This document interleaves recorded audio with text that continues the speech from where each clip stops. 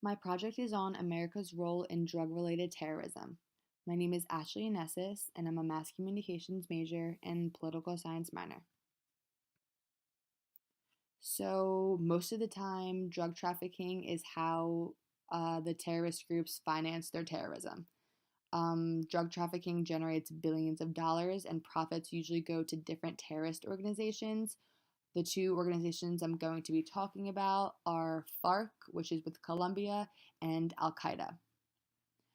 Drugs have even been the currency used in the commission of terrorist attacks. So instead of using euros or dollars, they're using drugs.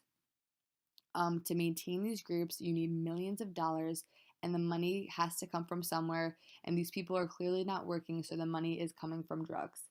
For example, organizations are using encrypted technology and social media platforms to communicate during drug shipments and to actually recruit their new members to these organizations. These new smuggling techniques are making it harder for drug enforcement agencies to monitor criminal activities and crack down on widespread operations such as Mexican drug cartels. And it's because they're using all encrypted technology. So, how the US monitors its drug trafficking. The US military, the federal intelligence, the law enforcement agencies, and 15 partner nations are actually all joined together to stem the flow of illegal drugs.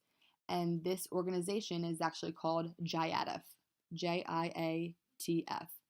Every force of the military from 15 member countries are all under one roof serving one purpose, and that purpose is to stop the flow of illegal drugs. With sources throughout the country, they can pass along tips on drug shipments and launch surveillance plans. Once spotted, military and law enforcement personnel step in to carry on the interdiction. So, JIATF's goals are to eliminate the primary flow of illicit drugs in and through the JOA, to expand to include all critical international partners, to achieve 100% domain awareness of illicit tracking, and to shape the command for success.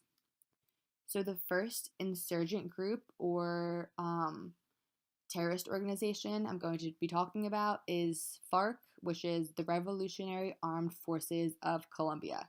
This is one of the largest rebel groups in Colombia, and all their drug trafficking profits go to the funding of the organization, as do many other terrorist organizations. So, FARC actually controls 60% of Colombia's drug trade and earning around 1 billion annually from this industry. The Colombia governments say they are a major threat to them. So the main enemy of FARC, as you can tell, is the Colombia Security Forces.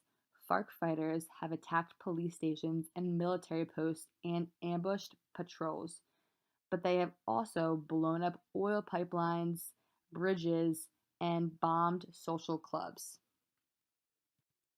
The second insurgent group or terrorist organization I'm going to be talking about is Al Qaeda. So, Al Qaeda makes most of its money from cocaine, another drug, so they're using drug for their drug trafficking and support their um, organization. It flows from South America through Europe, and groups such as Al Qaeda earn about half the profits generated from drug trafficking, which can take the form of direct cash payments or weapons, ammunition, vehicles, or other equipment. This is a huge business which makes most of its money actually in Europe.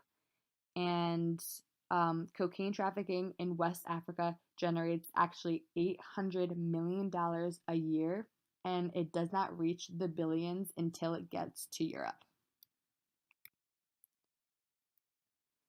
So, can the US stop drug trafficking?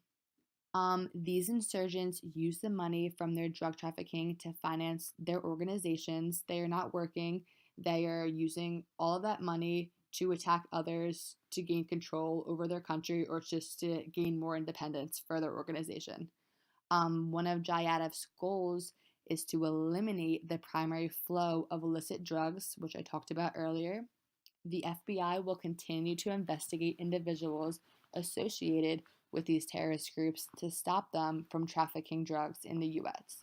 which they have done a great job of because only around 20% of drug trafficking is actually smuggled into the US right now. And as Jayadif is watching the floor any time of the day or night, targeting officers and intelligence analysts track dozens of vessels on the Pacific Ocean or the Caribbean Sea suspected of carrying cocaine and other contraband. So they're constantly on watch. There's always someone on the next shift. They're constantly doing their job as to stop drug trafficking. They must decide how to track these vessels and to target them for interdictions. As long as there's a demand for an illegal drug in the US, these insurgents will find a way to remove their product. The US tries very hard to stop drug trafficking. I think that maybe one day it can be stopped, but as of right now, I think it's too big.